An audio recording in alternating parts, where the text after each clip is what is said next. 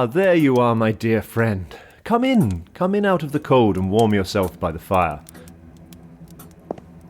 I was just perusing the volumes on the dusty old shelves of this library for something to read before retiring.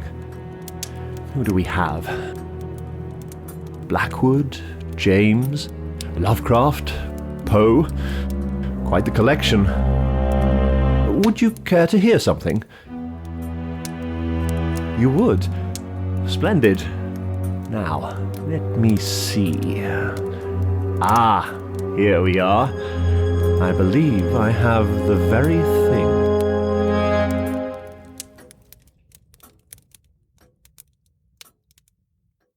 The Tractate Middoth by M.R. James. Towards the end of an autumn afternoon, an elderly man with a thin face and grey Piccadilly weepers pushed open the swing door leading into the vestibule of a certain famous library, and addressing himself to an attendant, stated that he believed he was entitled to use the library, and inquired if he might take a book out. Yes, if he were on the list of those to whom that privilege was given. He produced his card, Mr. John Eldred, and the register being consulted, a favourable answer was given. "Now, another point," said he. "It is a long time since I was here. I do not know my way about your building. Besides, it is near closing time, and it is bad for me to hurry up and down stairs. I have here the title of the book I want. Is there anyone at liberty who could go and find it for me?" After a moment's thought, the doorkeeper beckoned to a young man who was passing. "Mr. Garrett," he said, "have you a minute to assist this gentleman?" "With pleasure," was Mr. Garrett's answer. The slip with the title was handed to him. "I think I can put my hand on this. It happens to be in the class I inspected last quarter, but I'll just look it up in the catalogue to be sure. I suppose it is that particular edition you require, sir?" "Yes, if you please. That and no other," said Mr. Eldred. "I am exceedingly obliged to you." "Don't mention it, I beg, sir," said Mr. Garrett, and hurried off. "I thought so," he said to himself, when his finger, travelling down the pages of the catalogue, stopped at a particular entry. Talmud, Tractate Middoth, with the commentary of Nachmanides, Amsterdam, 1707, 11.3.34. Hebrew class, of course. Not a very difficult job, this. Mr. Eldred, accommodated with a chair in the vestibule, awaited anxiously the return of his messenger, and his disappointment at seeing an empty-handed Mr. Garrett running down the staircase was very evident. "I'm sorry to disappoint you, sir," said the young man, "but the book is out." "Oh dear," said Mr. Eldred. "Is that so? You are sure there can be no mistake?" "I don't think there is much chance of it, sir, but it's possible, if you would like to wait a minute, that you might meet the very gentleman that's got it. He must be leaving the library soon, and I think I saw him take that particular book out of the shelf." "Indeed. You didn't recognize him, I suppose? Would it be one of the professors, or one of the students?" "I don't think so. Certainly not a professor. I should have known him, but the light isn't very good in that part of the library at this time of day, and I didn't see his face. I should have said he was a shortish old gentleman, perhaps a clergyman, in a cloak. If you could wait, I can easily find out whether he wants the book very particularly." No, said Mr. Eldred. "I won't. I can't wait now. Thank you. No, I must be off. But I'll call again tomorrow, if I may. Perhaps you could find out who has it." "Certainly, sir, and I'll have the book ready for you if we—" But Mr. Eldred was already off, and hurrying more than one would have thought wholesome for him. Garrett had a few moments to spare, and thought I'll go back to that case and see if I can find the old man. Most likely he could put off using the book for a few days. I dare say the other one doesn't want to keep it for long." So off with him to the Hebrew class. But when he got there it was unoccupied, and the volume marked 11.3.34 was in its place on the shelf. It was vexatious to Garrett's self-respect to have disappointed an inquirer with so little reason, and he would have liked, had it not been against library rules, to take the book down to the vestibule then and there, so that it might be ready for Mr. Eldred when he called. However, next morning he would be on the lookout for him, and he begged the doorkeeper to send and let him know when the moment came. As a matter of fact, he was himself in the vestibule when Mr. Eldred arrived, very soon after the library opened, and when hardly anyone besides the staff were in the building. "I'm very sorry," he said. "It's not often that I make such a stupid mistake, but I did feel sure that the old gentleman I saw took out that very book and kept it in his hand without opening it, just as people do, you know, sir, when they mean to take a book out of the library, and not merely refer to it. But however, I'll run up now at once and get it for you this time." And here intervened a pause. Mr. Eldred paced the entry, read all the notices, consulted his watch, sat and gazed up the staircase, did all that a very impatient man could, until some 20 minutes had run out.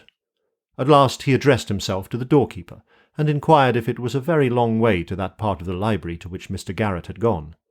"Well, I was thinking it was funny, sir. He's a quick man as a rule, but to be sure he might have been sent for by the librarian. But even so, I think he'd have mentioned to him that you was waiting. I'll just speak him up on the tube and see." And to the tube he addressed himself. As he absorbed the reply to his question, his face changed, and he made 1 or 2 supplementary inquiries, which were shortly answered. Then he came forward to his counter and spoke in a lower tone. "I'm sorry to hear, sir, that something seems to have happened a little awkward. Mr. Garrett has been taken poorly, it appears, and the librarian sent him home in a cab the other way. Something of an attack, by what I can hear." "What, really? Do you mean that someone has injured him?" "No, sir, not violence here, but, as I should judge, attacked with an attack, what you might term it, of illness. Not a strong constitution, Mr. Garrett. But as to your book, sir, perhaps you might be able to find it yourself. It's too bad you should be disappointed this way twice over." Well, but I'm so sorry that Mr. Garrett should have been taken ill in this way while he was obliging me. I think I must leave the book and call and inquire after him. You can give me his address, I suppose?" That was easily done. Mr. Garrett, it appeared, lodged in rooms not far from the station. "And one other question. Did you happen to notice if an old gentleman, perhaps a clergyman, in a black cloak, left the library after I did yesterday? I think he may have been, that he may be staying, or rather, that I may have known him." "Not in a black cloak, sir, no. There were only 2 gentlemen left later than what you done, sir, both of them youngish men. There was Mr. Carter, took out a music book, and one of the professors with a couple of novels. That's the lot, sir. And then I went off to me tea, and glad to get it. Thank you, sir, much obliged." Mr. Eldred, still a prey to anxiety, betook himself in a cab to Mr. Garrett's address, but the young man was not yet in a condition to receive visitors. He was better, but his landlady considered that he must have had a severe shock. She thought most likely from what the doctor said that he would be able to see Mr. Eldred tomorrow. Mr. Eldred returned to his hotel at dusk, and spent, I fear, but a dull evening. On the next day he was able to see Mr. Garrett. When in health, Mr. Garrett was a cheerful and pleasant-looking young man. Now he was a very white and shaky being, propped up in an armchair by the fire, and inclined to shiver and keep an eye on the door. If, however, there were visitors whom he was not prepared to welcome, Mr. Eldred was not among them. "It really is I who owe you an apology, and I was despairing of being able to pay it, for I didn't know your address. But I am very glad you have called. I do dislike and regret giving all this trouble, but you know I could not have foreseen this attack which I had." "Of course not. But now I am something of a doctor. You'll excuse my asking. You have had, I am sure, good advice. Was it a fall you had?" "No. I did fall on the floor, but not from any height. It was really a shock." "You mean something startled you? Was it anything you thought you saw?" "Not much thinking in that case, I'm afraid. Yes, it was something I saw. You remember when you called the first time at the library?" "Yes, of course. Well, now, let me beg you not to try to describe it. It will not be good for you to recall it, I'm sure." "But indeed it would be a relief to me to tell anyone like yourself. You might be able to explain it away. It was just when I was going into the class where your book is." "Indeed, Mr. Garrett, I insist. Besides, my watch tells me I have but very little time left in which to get my things together and take the train. No, not another word. It would be more distressing to you than you imagine, perhaps. Now, there is just one thing I want to say. I feel that I am really indirectly responsible for this illness of yours, and I think I ought to defray the expense which it has, But this offer was quite distinctly declined. Mr. Eldred, not pressing it, left almost at once, not, however, before Mr. Garrett had insisted upon his taking a note of the class mark of the Tractate Middoth, which, as he said, Mr. Eldred could at leisure get for himself. But Mr. Eldred did not reappear at the library. William Garrett had another visitor that day in the person of a contemporary and colleague from the library, one George Earle. Earle had been one of those who found Garrett lying insensible on the floor just outside the class, or cubicle, opening upon the central alley of a spacious gallery, in which the Hebrew books were placed, and Earle had naturally been very anxious about his friend's condition. So soon as library hours were over, he appeared at the lodgings. "Well," he said, after other conversation, "I've no notion what it was that put you wrong, but I've got the idea that there's something wrong in the atmosphere of the library.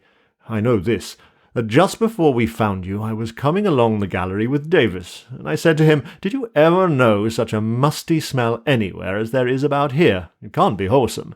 Well now, if one goes on living a long time with a smell of that kind, I tell you it was worse than ever I knew it. It must get into the system and break out some time, don't you think?" Garrett shook his head. "Well, that's all very well about the smell, but it isn't always there, though I've noticed it the last day or two. A sort of unnaturally strong smell of dust. But no, that's not what did for me. It was something I saw, and I want to tell you about it. I went into that Hebrew class to get a book for a man that was inquiring for it down below. Now, that same book I'd made a mistake about the day before. I'd been for it, for the same man, and made sure that I saw an old parson in a cloak taking it out. I told my man it was out. Off he went to call again next day. I went back to see if I could get it out of the parson. No parson there, and the book on the shelf. Well, yesterday, as I say, I went again. This time, if you please, 10 o'clock in the morning, remember, and as much light as ever you get in those classes. And there was my parson again, back to me, looking at the books on the shelf I wanted. His hat was on the table, and he had a bald head. I waited a second or two, looking at him rather particularly. I tell you, he had a very nasty bald head. It looked to me dry, and it looked dusty, and the streaks of hair across it were much less like hair than cobwebs. Well, I made a bit of a noise on purpose, coughed and moved my feet. He turned round and let me see his face, which I hadn't seen before. I tell you again, I'm not mistaken. Though for one reason or another I didn't take in the lower part of his face, I did see the upper part, and it was perfectly dry, and the eyes were very deep sunk, and over them, from the eyebrows to the cheekbone, there were cobwebs, thick. Now that closed me up, as they say, and I can't tell you anything more. What explanations were furnished by Earle of this phenomenon, it does not very much concern us to inquire. At all events, they did not convince Garrett that he had not seen what he had seen. Before William Garrett returned to work at the librarian insisted upon his taking a week's rest and change of air. Within a few days' time, therefore, he was at the station with his bag, looking for a desirable smoking compartment in which to travel to Burnstow-on-Sea, which he had not previously visited. One compartment, and only one, seemed to be suitable, but just as he approached it, he saw, standing in the front of the door, a figure so like one bound up with recent unpleasant associations, that with a sickening qualm, and hardly knowing what he did, he tore open the door of the next compartment, and pulled himself into it as quickly as if death were at his heels. The train moved off, and he must have turned quite faint, for he was next conscious of a smelling bottle being put to his nose. His physician was a nice-looking old lady, who with her daughter was the only passenger in the carriage. But for this incident, it is not very likely that he would have made any overtures to his fellow travellers. As it was, thanks and inquiries and general conversation supervened inevitably, and Garrett found himself provided before the journey's end not only with a physician, but with a landlady, for Mrs. Simpson had apartments to let at Burnstow, which seemed in all ways suitable. The place was empty at that season, so that Garrett was thrown a good deal into the society of the mother and daughter. He found them very acceptable company. On the third evening of his stay he was on such terms with them as to be asked to spend the evening in their private sitting-room. During their talk it transpired that Garrett's work lay in a library. "Ah, libraries are fine places," said Mrs. Simpson, putting down her work with a sigh. "But for all that, books have played me a sad turn, or rather, a book has." "Well, books give me my living, Mrs. Simpson, and I should be sorry to say a word against them. I don't like to hear that they have been bad for you." "Perhaps Mr. Garrett could help us to solve our puzzle, Mother," said Miss Simpson. "I don't want to send Mr. Garrett off on a hunt that might waste a lifetime, my dear, nor yet to trouble him with our private affairs. But if you think it in the least likely that I could be of use, I do beg you to tell me what the puzzle is, Mrs. Simpson. If it is finding out anything about a book, you see, I am in rather a good position to do it." "Yes, I do see that, but the worst of it is that we don't know the name of the book." "Nor what it is about?" "No, nor that either. Except that we don't think it is in English, Mother, and that is not much of a clue."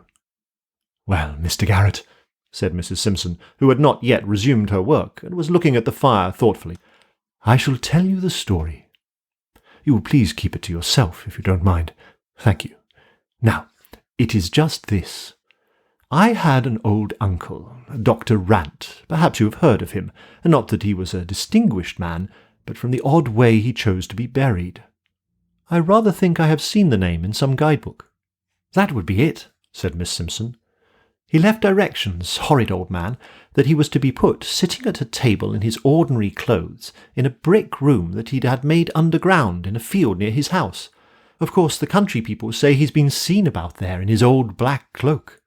"Well, dear, I don't know much about such things," Mrs. Simpson went on, "but anyhow he is dead these 20 years and more.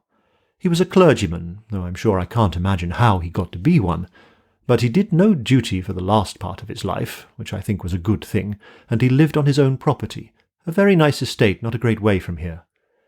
He had no wife or family, only one niece, who was myself, and one nephew, and he had no particular liking for either of us, nor for anyone else as far as that goes. If anything, he liked my cousin better than he did me, for John was much more like him in his temper, and I'm afraid I must say his very mean, sharp ways. It might have been different if I had not married, but I did, and that he very much resented. Very well. Here he was, with this estate and a good deal of money, as it turned out, of which he had the absolute disposal, and it was understood that we, my cousin and I, would share it equally at his death.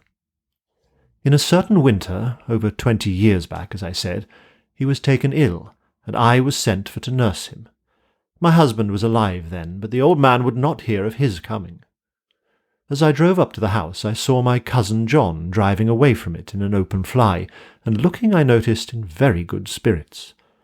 I went up and did what I could for my uncle, but I was very soon sure that this would be his last illness, and he was convinced of it too.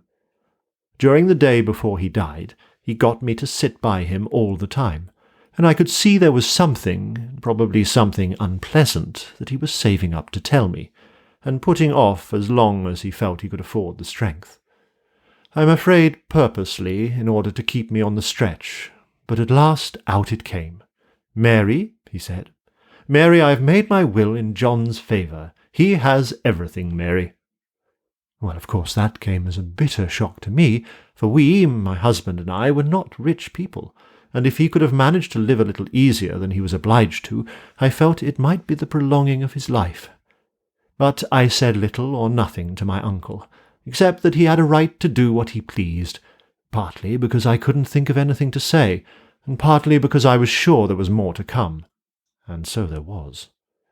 "But, Mary," he said, "I'm not very fond of John.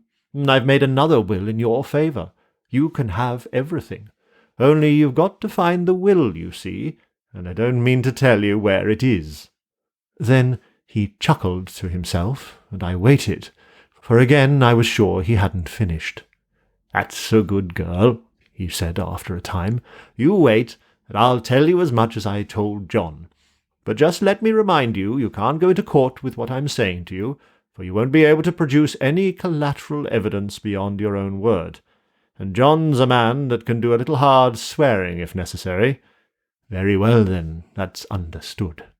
Now, I had a fancy that I wouldn't write this will quite in the common way, so I wrote it in a book, Mary, a printed book. And there's several thousand books in this house. But there, you needn't trouble yourself with them, for it isn't one of them. It's in safe keeping elsewhere, in a place where John can go and find it any day, if only he knew, and you can't. A good will it is, properly signed and witnessed, but I don't think you'll find the witnesses in a hurry. Still I said nothing. If I had moved at all, I must have taken hold of the old wretch and shaken him. He lay there laughing to himself, and at last he said, "Well, well, you've taken it very quietly. And as I want to start you both on equal terms, and John has a bit of purchase in being able to go where the book is, I'll tell you just 2 other things which I didn't tell him. The will's in English, but you won't know that if ever you see it. That's one thing. And another is that when I'm gone you'll find an envelope in my desk directed to you, and inside it something that would help you find it, if only you have the wits to use it."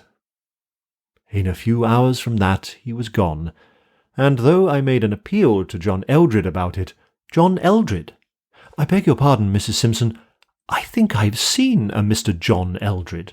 What is he to look at?"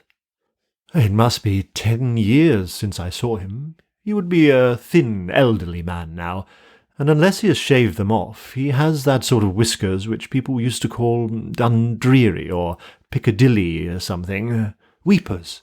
Yes, that is the man." "Where did you come across him, Mr. Garrett?" "I don't know if I could tell you," said Garrett mendaciously. "In some public place. But you hadn't finished." "Really, I had nothing much to add, only that John Eldred, of course, paid no attention whatever to my letters, and has enjoyed the estate ever since, while my daughter and I have had to take to the lodging-house business here, which I must say has not turned out by any means so unpleasant as I feared it might. But about the envelope.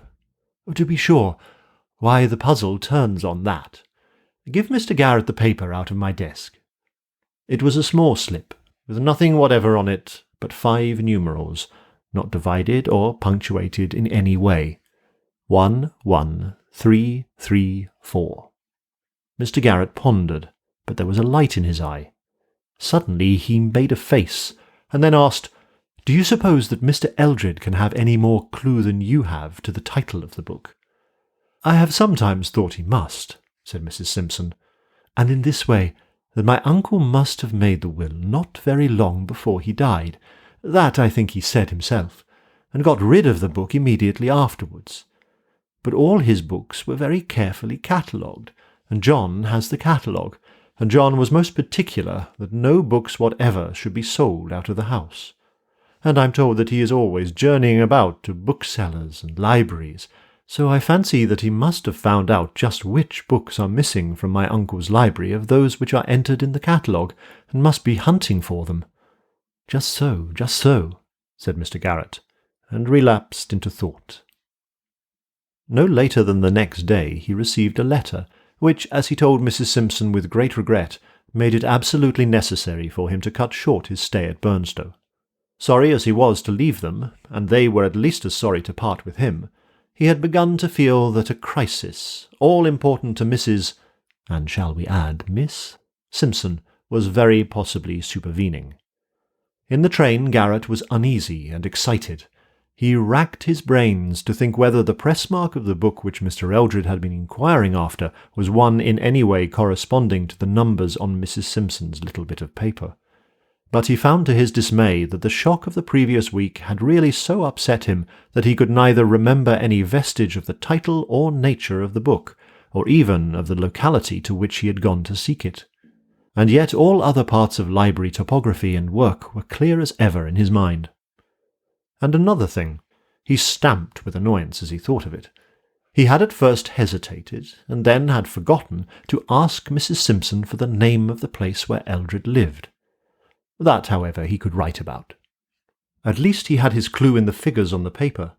If they referred to a press mark in his library, they were only susceptible of a limited number of interpretations. They might be divided into 1.13.34, 11.33.4, or 11.3.34. He could try all these in the space of a few minutes, and if any one were missing, he had every means of tracing it. He got very quickly to work, though a few minutes had to be spent in explaining his early return to his landlady and his colleagues. 1.13.34 was in place and contained no extraneous writing. As he drew near to Class 11 in the same gallery, its association struck him like a chill. But he must go on. After a cursory glance at 11.33.4, which first confronted him and was a perfectly new book, he ran his eye along the line of quartos which fills 11.3. The gap he feared was there. 3.4 was out. A moment was spent in making sure that it had not been misplaced, and then he was off to the vestibule. "Has 11.3.34 gone out? Do you recollect noticing that number?" "Notice the number? What do you take me for, Mr. Garrett? There, take a look over the tickets for yourself, if you've got a free day before you." "Well then, has a Mr. Eldred called again, the old gentleman who came the day I was taken ill? Come, you'd remember him." "What do you suppose? Of course I recollect of him. No, I haven't seen him again, not since you went off for your holiday. And yet I seem to... There now, Roberts'll know. Roberts, do you recollect the name of Eldred?" "Not half," said Roberts. "You mean the man that sent a bob over the price for the parcel, and I wish they all did." "Do you mean to say you've been sending books to Mr. Eldred? Come, do speak up. Have you?" "Well now, Mr. Garrett, if a gentleman sends the ticket all wrote correct, and the secretary says his book may go, and a box ready addressed sent with the note, and a sum of money sufficient to defray the railway charges, what would be your action in the matter, Mr. Garrett, if I may take the liberty to ask such a question? Would you or would you not have taken the trouble to oblige? Or would you have chucked the whole thing under the counter and—" "You were perfectly right, of course, Hodgson, perfectly right. Only, would you kindly oblige me by showing me the ticket Mr. Eldred sent, and letting me know his address?" "To be sure, Mr. Garrett. So long as I'm not hectored about and informed that I don't know my duty, I'm willing to oblige in every way feasible to my power. There is the ticket on the file. J. Eldred, 11.3.34. Title of work, T.A.L.M. Well, there, you can make what you like of it. Not a novel, I should hazard the guess. And here is Mr. Eldred's note applying for the book in question, which I see he terms it a tract." Thanks. But the address? There's none on the note." "Oh, indeed. Well now, stay now, Mr. Garrett, I have it. Why, that note come inside of the parcel, which was directed very thoughtful to save all trouble, ready to be sent back with the book inside. And if I have made any mistake in this whole transaction, it lays just in the one point that I neglected to enter the address in my little book here what I keep. Not but what I dare say there was good reasons for me not entering of it, but there, I haven't the time, neither have you, I dare say, to go into 'em just now. And no, Mr. Garrett, I do not carry it in my head, else what would be the use of me keeping this little book here? Just an ordinary common notebook, you see, which I make a practice of entering all such names and addresses in it as I see fit to do." "Admirable arrangement, to be sure. But, all right, thank you. When did the parcel go off?" 10:30 this morning. "Oh, good. And it's just 1 now." Garrett went upstairs in deep thought. How was he to get the address? A telegram to Mrs. Simpson? He might miss a train by waiting for the answer. Yes, there was one other way. She had said that Eldred lived on his uncle's estate. If this were so, he might find that place entered in the donation book. That he could run through quickly, now that he knew the title of the book. The register was soon before him, and knowing that the old man had died more than 20 years ago, he gave him a good margin and turned back to 1870. There was but one entry possible. 1875, August 14th. Talmud, Tractatus Middoth, cum com ar Nachmanidae, Amstelod, 1707, given by J. Rant, D.D. of Bretfield Manor. A gazetteer showed Bretfield to be 3 miles from a small station on the main line. Now to ask the doorkeeper whether he recollected if the name on the parcel had been anything like Bretfield. No, nothing like. It was, now you mention it, Mr. Garrett, either Breadfield or Britfield, but nothing like that other name what you quoted. So far, well. Next, a timetable. A train could be got in 20 minutes, taking 2 hours over the journey. The only chance, but one not to be missed, and the train was taken. If he had been fidgety on the journey up, he was almost distracted on the journey down. If he found Eldred, what could he say? That it had been discovered that the book was a rarity and must be recalled? An obvious untruth. Or that it was believed to contain important manuscript notes? Eldred would, of course, show him the book, from which the leaf would already have been removed. He might perhaps find traces of the removal, a torn edge of a fly-leaf probably, and who could disprove what Eldred was certain to say, that he too had noticed and regretted the mutilation. Altogether the chase seemed very hopeless. The one chance was this. The book had left the library at 10:30. It might not have been put into the first possible train at 11:20. Granted that, then he might be lucky enough to arrive simultaneously with it, and patch up some story which would induce Eldred to give it up. It was drawing towards evening when he got out upon the platform of his station, and like most country stations, this one seemed unnaturally quiet. He waited about till 1 or 2 passengers who got out with him had drifted off, and then inquired of the station-master whether Mr. Eldred was in the neighbourhood. Yes, and pretty near too, I believe. I fancy he means calling here for a parcel he expects. Called for it once today already, didn't he, Bob? Yes, sir, he did, and appeared to think it was all along of me that it didn't come by the 2 o'clock. Anyhow, I've got it for him now. And the porter flourished a square parcel, which a glance assured Garrett contained all that was of any importance to him at that particular moment. Bretfield, sir? Yes, 3 miles just about. Short cut across these 3 fields brings it down by half a mile. There's Mr. Eldred's trap. A dog-cart drove up with 2 men in it, of whom Garrett, gazing back as he crossed the little station yard, easily recognised one. The fact that Eldred was driving was slightly in his favour, for most likely he would not open the parcel in the presence of his servant. On the other hand, he would get home quickly, and unless Garrett were there within a very few minutes of his arrival, all would be over. He must hurry, and that he did. His shortcut took him across one side of a triangle, while the cart had 2 sides to traverse, and it was delayed a little at the station, so that Garrett was in the 3rd of the 3 fields when he heard the wheels fairly near. He had made the best progress possible, but the pace at which the cart was coming made him despair. At this rate it must reach home 10 minutes before him, and 10 minutes would more than suffice for the fulfilment of Mr. Eldred's project. It was just at this time that the luck fairly turned. The evening was still, and sounds came clearly.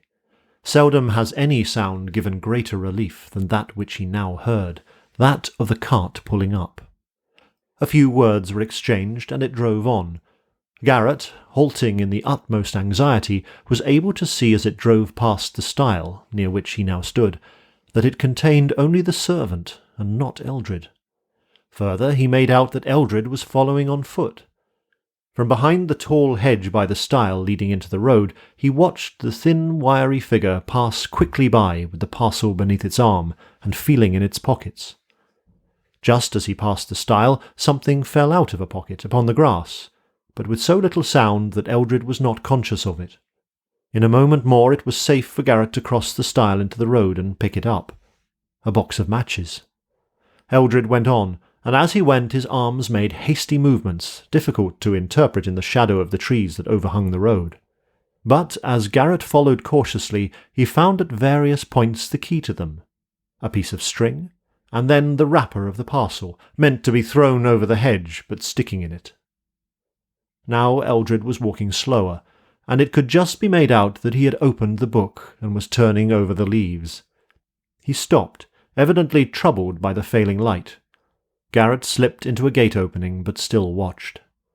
Eldred, hastily looking around, sat down on a felled tree trunk by the roadside and held the open book up close to his eyes.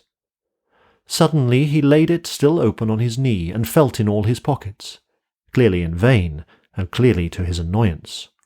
"You would be glad of your matches now," thought Garrett. Then he took hold of a leaf and was carefully tearing it out when 2 things happened. First, something black seemed to drop upon the white leaf and run down it, and then, as Eldred started and was turning to look behind him, a little dark form appeared to rise out of the shadow behind the tree trunk, and from it 2 arms enclosing a mass of blackness came before Eldred's face and covered his head and neck.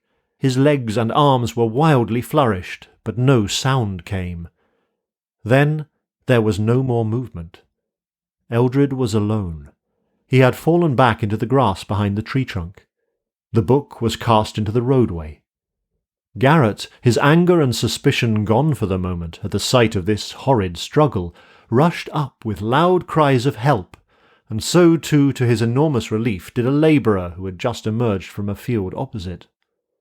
Together they bent over and supported Eldred, but to no purpose. The conclusion that he was dead was inevitable. "Poor gentleman," said Garrett to the labourer when they had laid him down. "What happened to him, do you think?" "I wasn't 200 yards away," said the man, "when I see Squire Eldred sitting reading in his book, and to my thinking he was took with one of these fits. Face seemed to go over all black." "Just so," said Garrett. "You didn't see anyone near him. It couldn't have been an assault." "Not possible. No one couldn't have got away without you or me seeing them." "So I thought. Well, we must get some help, and the doctor and the policeman, and perhaps I'd better give them this book." It was obviously a case for an inquest, and obvious also that Garrett must stay at Bretfield and give his evidence.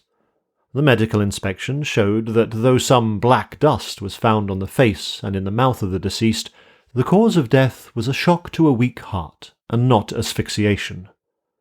The fateful book was produced, a respectable quarto, printed wholly in Hebrew, and not of an aspect likely to excite even the most sensitive. "You say, Mr. Garrett, that the deceased gentleman appeared at the moment before his attack to be tearing a leaf out of this book?" "Yes, I think one of the fly-leaves." "There is here a fly-leaf partially torn through. It has Hebrew writing on it. Will you kindly inspect it?" "There are 3 names in English, sir, and also a date, but I'm sorry to say I cannot read Hebrew writing." "Thank you. The names have the appearance of being signatures. They are John Rant, Walter Gibson, and James Frost, and the date is 20 July 1875. Does anyone here know any of these names?" The rector, who was present, volunteered a statement that the uncle of the deceased, from whom he inherited, had been named Rant. The book being handed to him, he shook a puzzled head.